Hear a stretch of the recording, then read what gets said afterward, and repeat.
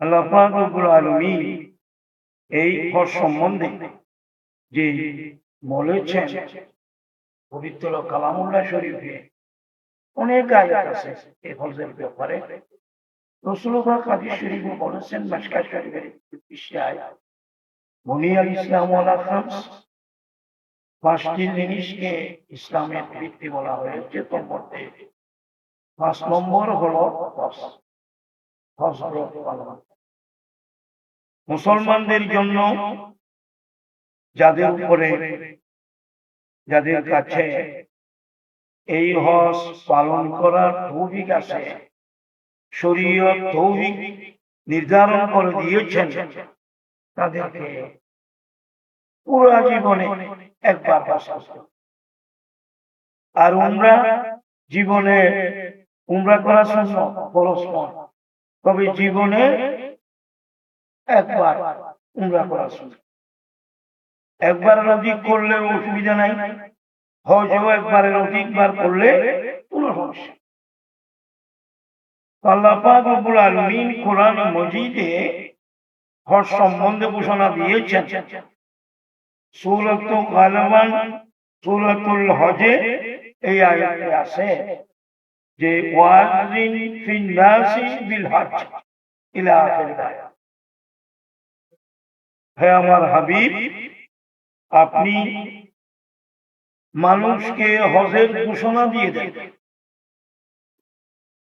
এটা আসলে সম্বোধন করা হয়েছিল হযরত ইব্রাহিম আলাইহিস সালামকে। আল্লাহ তাআলা তখন দুনিয়াতে মানব সৃষ্টি করেন নাই, সে অবস্থা ইব্রাহিম আলাইহিস সালাম বললেন, হে বারি তাআলা, আমি কাকে এই হজের ঘোষণা দেব? এখন তো আপনি মানব সৃষ্টি করেন নাই। তখন আল্লাহ পাক বলেন, আপনি ঘোষণা দিয়ে দেন আলমে আরওয়াহের জগতে, রূহের জগতে মানুষের আত্মা সমূহ, রূহ সমূহ আছে।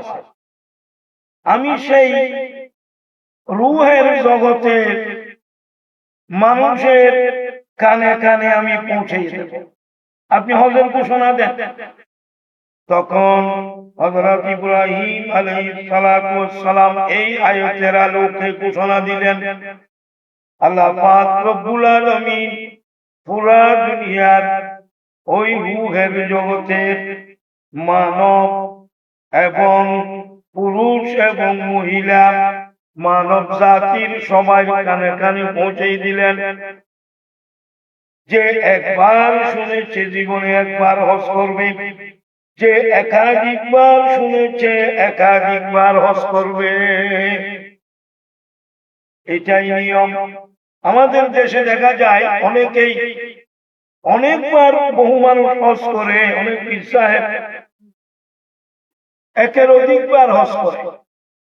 তখন এই আয়াতের তাফসীর এবং ইতিহাস দেখলে বোঝা যায় রূহের জগতে যে যতবার হজের এই এলান ঘোষণা আল্লাহ পাকের পক্ষ থেকে শুনেছেন, সে ততবার হজ করবে। বড় করে বলেন আলহামদুলিল্লাহ।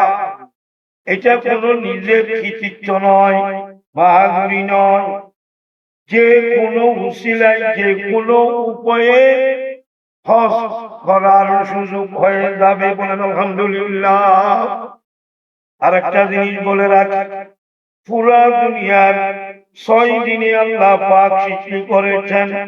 সৃষ্টি করার পরে কিছু মাটি, কিছু উদ্বৃত্ত রয়ে গিয়েছিল।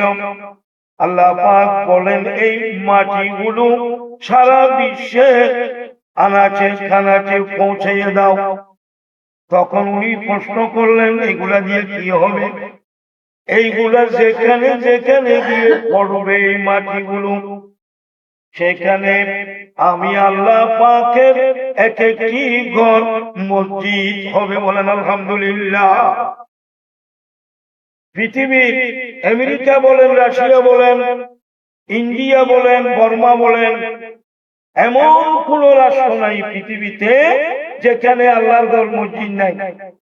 তাহলে এত অসংখ্য মসজিদ কেন হইল? ওই মসজিদের ওই যে অবশিষ্ট দুনিয়ার অবশিষ্ট মাটি গুলো যেখানে যেখানে গিয়ে পড়েছে সেখানে এক একটা আল্লাহর ঘর হয়েছে। বলেন আল্লাহু আকবার। সমস্ত ঘরের মূল ঘর কেন্দ্রবিন্দু হলো বাইতুল্লাহ। আলহামদুলিল্লাহ বলেন। আল্লাহ পাক রব্বুল আলামিন বলেন, ইন্না আউওয়ালা বাইতিন উদিয়া লিন-নাস লাল্লাযী বিবাক্কাতা, সর্বপ্রথম ঘর আমি এই মক্কা শরীফ তৈরি করেছি। মুবারক, যেটা মুবারক বরকতপূর্ণ, ওয়া হুদাল লিল আলামিন, বিশ্ববাসীদের জন্য হেদায়েতের কেন্দ্রবিন্দু। বলেন আল্লাহু আকবার। এই ঘর হেদায়েতের পথ দেখাবে, মানুষকে বেহেশতের পথ আল্লাহ এবং রাসূলের পথ দেখাবে এই আল্লাহর ঘর। এই আল্লাহর ঘরে যাওয়ার জন্য আল্লাহ পাক বললেন, তোমার হজে আসার সামর্থ্য হয়েছে, তৌফিক হয়েছে শরীয়ত মতে, সরকারি এবং বেসরকারি ঘোষণা মতে 4 লাখ, 6 লাখ, 8 লাখ যাই লাগে সেই পরিমাণ যদি টাকা পয়সার আমরা যদি মালিক হই তাহলে আমাদের উপর হজ খরচ হয়ে যায়। ওই 1 মাস 1.5 মাস হজ করতে যে সময় লাগে ওই সময়গুলো বাড়িতে পারিবারিক ব্যয়ের জন্য, খরচার জন্য টাকা দিয়ে যেতে হবে। আর যাতায়াত ভাড়া তো ওখানেই চলে গেছে। যাই এভাবে যাই হিসাব আমি দিলাম সরকারি হিসাব মতে, এই টাকার মালিক যদি আমরা হই, যে কোনো মুসলমান যদি হয়, তাহলে তার উপর হজ খরচ জীবনে কয়বার? তাহলে আল্লাহ পাক হজ খরচ হওয়ার দলিল দিলেন, ওয়ালিল্লাহি আলান নাসি হিজ্জুল বাইতি মান ইসতাতা ইলাইহি সাবিলা। এই আল্লাহ পাক রব্বুল আলামিন ইরশাদ করেন, মানুষের উপর হজ করা ফরজ যাদের সামর্থ্য আছে।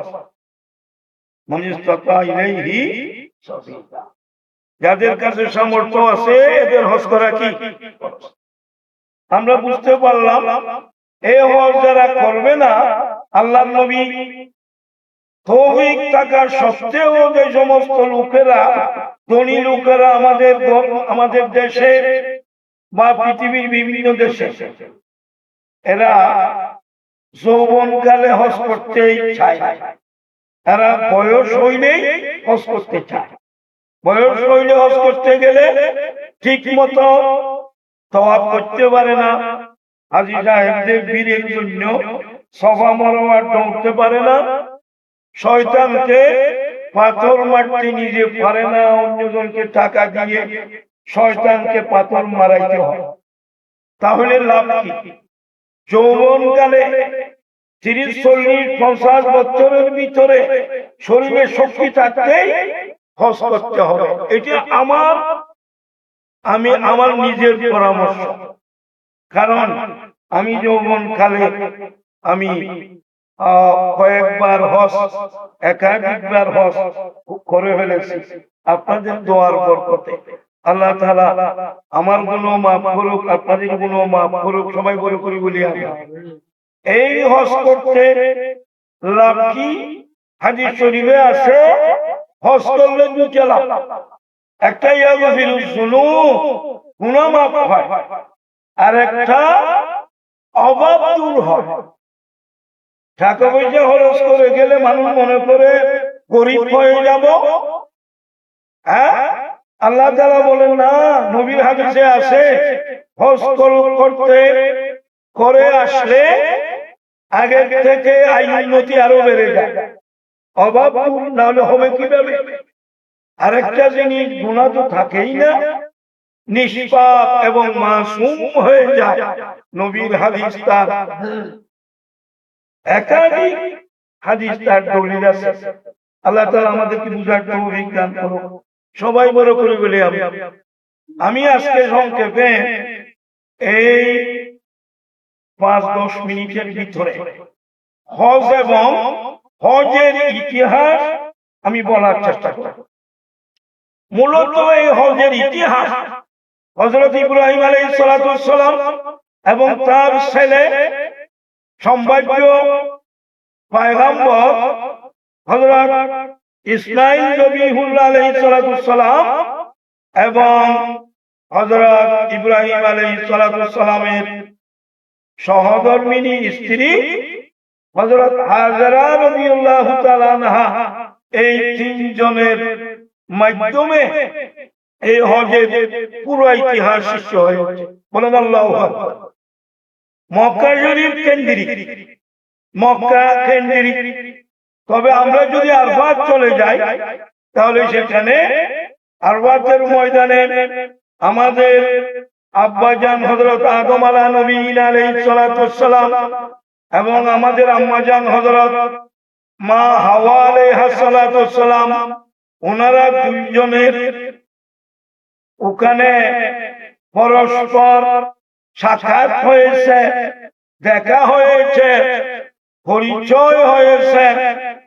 350 বছর একাধারে কান্নাকাটি করার একজনকে আল্লাহ তাআলা ব্যস্ত থেকে ফেলে দিয়েছিলেন শ্রীলঙ্কা, ইন্ডিয়া। বাবা আদমকে, মা হাওয়াকে ফেলে দিয়েছিলেন জিদ্দা, সৌদি আরবের ভিতর। দুইজনকে দুই জায়গায় ফেলে দেওয়ার পর এই 350 বছর আল্লাহ তাআলা কাঁদাইয়েছে। এটা বেশি কাঁদানো, এটা আল্লাহ তাআলা ফজিলত বাড়াইছে। আলহামদুলিল্লাহ, ওনাদেরকে 350 বছর কাঁদাইছে। আর আমরা তো সপ্তাহ 2 সপ্তাহ 3 সপ্তাহ 3 মাস কাঁদতে পারবো না। আমরা যেহেতু আদমের সন্তান, আল্লাহ তাআলা আমাদেরকে শিক্ষা দিলেন, হে আদমের সন্তানেরা, তোমাদেরকেও এভাবে আমার রেজামন্দি, আমার সন্তুষ্টি হাসিল করার জন্য তোমাদেরকেও কান্নাকাটি করতে হবে। আমি তোমাদের পিতা এবং মাতাকে 350 বছর কাঁদাইছি। তারপর আরফাতে ওনারা দুইজন পরস্পর সাক্ষাৎ হয়েছে। আরফাত মানে পরস্পর পরিচয় লাভ করা। পরিচয় হওয়ার পর জবলে আরফাতের পাশে গিয়ে আল্লাহর কাছে দোয়া করলেন, হে মাহবুব, রব্বানা যালামনা আনফুসানা ওয়া ইন লাম তাগফির লানা ওয়া তারহামনা লানাকুনান্না মিনাল খাসিরিন। আমাদেরকে যদি আপনি মাফ না করেন, আজকে আমাদেরকে মাফ করে দেন। আমরা উভয়ে একসাথে হাত তুলেছি আপনার কাছে। আপনি যদি আমাদের গুনাহ মাফ না করেন, গুনাহ যে মাফ করেছেন তার যদি গ্যারান্টি আমরা না পাই, তার নিশ্চয়তা না পাই, তওবা যদি কবুল না করেন, আমরা জীবনে বরবাদ হয়ে যাব। হ্যাঁ, পাখানা ওয়াইলাম তাগফির লানা, আমাদেরকে যদি মাফ না করেন, লানাকুনান্না মিনাল খাসিরিন, আমরা উভয়ে ক্ষতিগ্রস্ত হয়ে যাব, জীবনে সফল হব না। আমাদেরকে গুনাহ মাফ করেন, তওবা কবুল করেন। এইভাবে আরফাতের ময়দানে গিয়ে জবলে আরফাতকে সামনে নিয়ে যখন কান্নাকাটি করেছেন, আল্লাহ তাআলা মাফ করে দিয়েছেন, তওবা কবুল করেছেন। সবাই বলেন আলহামদুলিল্লাহ। তাইলে আরফাতের ময়দানে না গেলে হাজী সাহেবদের হজ আদায় হয় না। আরফাতের ময়দানে যাওয়া, মসজিদ হওয়া, এটা হাজী সাহেবদের জন্য একেবারে 3টি ফরজের মধ্যে হজে একেবারে প্রধান এবং প্রথম ফরজ। আলহামদুলিল্লাহ। এরপরে আসেন মক্কা শরীফ। হযরত ইব্রাহিম আলাইহিস সালাম, ইসমাঈল আলাইহিস সালাম দুজনে আল্লাহর ঘর তৈরি করলেন। আল্লাহর ঘর তৈরি করতে তো ওখানে আমাদের এখানে তো উঁচু করতে বাঁশ বাঁধতে হয়, ওখানে ছটকা দিতে হয়, কত কিছু করতে হয় মিস্ত্রি। আল্লাহ বুঝতে পারলেন যে বাইতুল্লাহর যখন কাজ চলবে আমি বেহেশত থেকে একটা লিফট পাঠাই দিই। আলহামদুলিল্লাহ বলবেন না? বেহেশত থেকে একটা লিফট আমাদের এখানে বলে মই, আটটা ভাষায় এরকম একটা জিনিস বেহেশত থেকে পাঠাই দিই। এটা হাদিস শরীফে আছে। ওটার নাম মাকাম ইব্রাহিম। সবাই বলেন আলহামদুলিল্লাহ। এটার উপরে উঠে হযরত ইব্রাহিম আলাইহিস সালাতু ওয়াস সালাম মিস্ত্রির ভূমিকা পালন করলেন। আল্লাহর ঘর তৈরি করতেছেন। ইসমাইল আলাইহিস সালাতু ওয়াস সালাম হেলপারের ভূমিকা পালন করতেছেন। আব্বাকে নিচের থেকে হেল্প করতেছে, সহযোগিতা করতেছে। বলেন আল্লাহু আকবার। এইভাবে আল্লাহর ঘর তৈরি করেছেন। উঠার প্রয়োজন হলে উপরে উঠে যান কুদরতির মাধ্যমে, নিচে আসতে হলে নিচে নামে। ওটার নাম মাকামে ইব্রাহিম। আমরা 3 তলা 5 তলা 7 তলা বিল্ডিং উঠতে লিফটের মাধ্যমে আমাদের উঠতে হয়। এইটা মনে করেন